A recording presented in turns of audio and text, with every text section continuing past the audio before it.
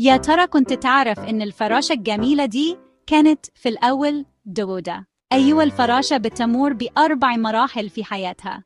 أول حاجة بتحط بيض صغير على ورق شجر. بعد شوية البيضة بيفقس ويطلع منها يرقط اللي بنسميها الدودة. الدودة دي بتاكل أكل كتير جدا وبعدين تعمل شرنقة حوالين نفسها، وداخل الشرنقة دي بيحصل السحر. وبعد كام يوم تطلع فراشة جديدة بألوان جميلة تطير وتبدأ الحياة من تاني. تابعنا عشان تعرف أكتر عن الحيوانات والحشرات بطريقة سهلة ولذيذة.